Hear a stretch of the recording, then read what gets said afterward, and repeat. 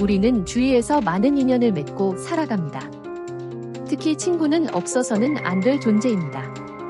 어릴 때도 친구 관계가 중요하고 나이가 들어갈수록 친구는 더욱 중요합니다. 그런데 이런 친구가 있다면 과감하게 뒤도 돌아보지 않고 관계를 끊는 것이 중요합니다. 안녕하세요. 즐거운 인생입니다. 독이 드는 친구를 소개하기 전에 좋아요와 구독 꼭 눌러주시면 더 즐거운 인생이 되겠습니다.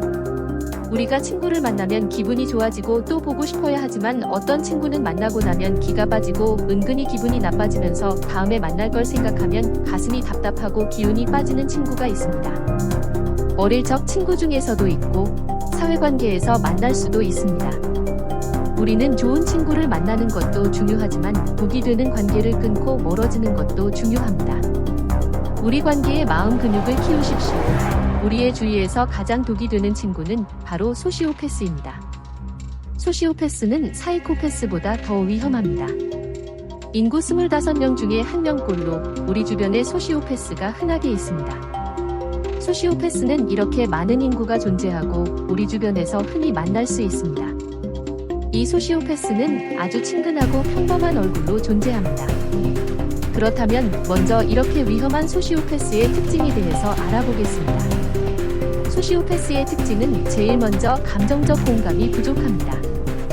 타인의 감정을 이해하고 공감하는 것처럼 베푸는 사람으로 보이지만 이는 매우 계산된 행동입니다. 진심은 타인의 고통과 마음에는 전혀 무관심합니다. 철저하게 냉정하고 계산적인 것이죠.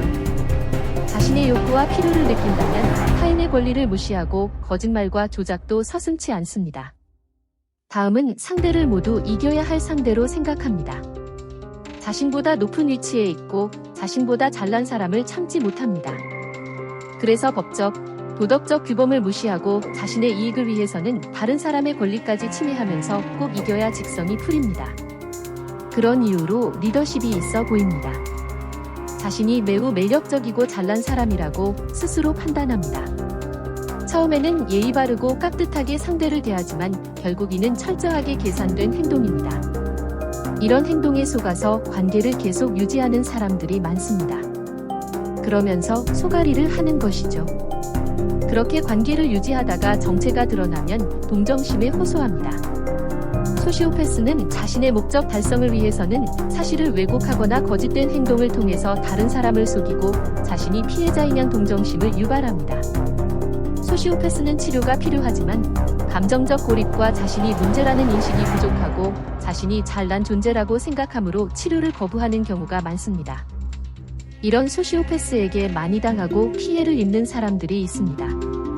그런 사람들의 특징으로는 5가지가 있습니다. 첫 번째, 마음이 약하고 순진합니다.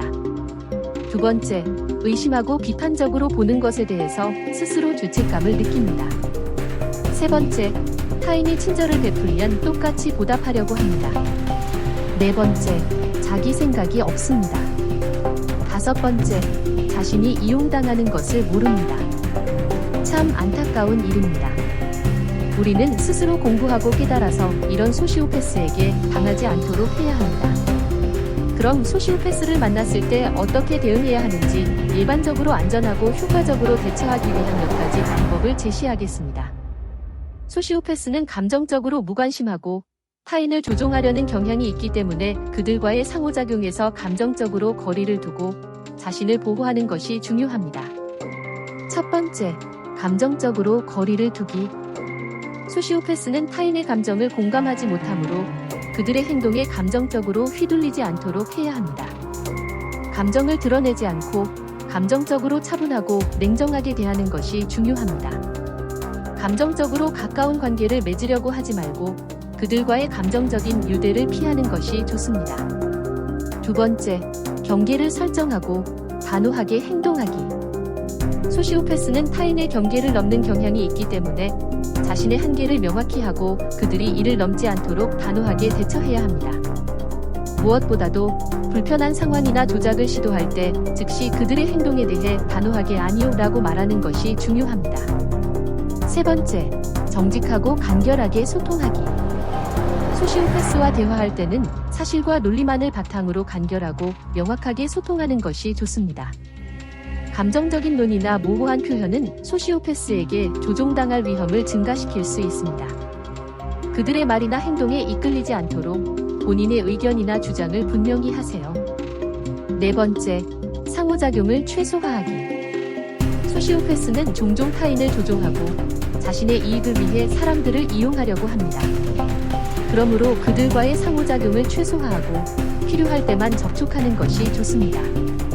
특히 업무나 공적인 관계에서 그들과의 관계를 최소화하려면 상호작용을 제한하는 것이 중요합니다.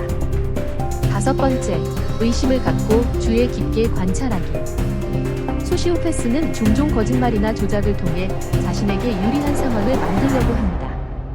그들의 말이나 행동을 믿기 전에 신중하게 확인하고 직관을 따르는 것이 필요합니다. 그들의 이야기나 주장에 의문을 가지되 감정적으로 반응하지 않도록 주의해야 합니다. 여섯 번째, 사람들에게 알리고 도움을 요청하기. 소시오패스가 심리적, 신체적 또는 경제적으로 해를 끼칠 가능성이 있는 경우 신뢰할 수 있는 사람들에게 상황을 알리고 도움을 요청하는 것이 중요합니다. 가까운 친구나 가족 혹은 전문가와 상담하여 문제를 해결할 수 있도록 지원을 받는 것이 좋습니다. 일곱 번째, 법적 보호 조치 고려하기. 소시오패스의 행동이 극단적이거나 위험한 수준에 이를 경우 법적인 조치를 취하는 것도 고려할 수 있습니다. 스토킹, 폭력, 경제적 착취 등 문제가 심각하다면 법적 절차를 따르는 것이 필요할 수 있습니다.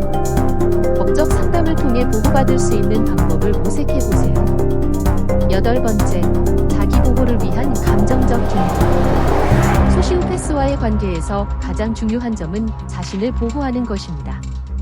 그들의 조작에 휘둘리지 않기 위해 스스로의 감정적 강점을 키우고 자주 스스로를 점검하며 자아를 지키는 방법을 연습하는 것이 필요합니다. 소시오패스와의 관계에서 중요한 것은 감정적이고 개인적인 상호작용을 가능한 한 피하고 자신의 안전과 심리적 건강을 우선시하는 것입니다. 대처할 때는 침착하게 그리고 이성적으로 행동하는 것이 중요합니다.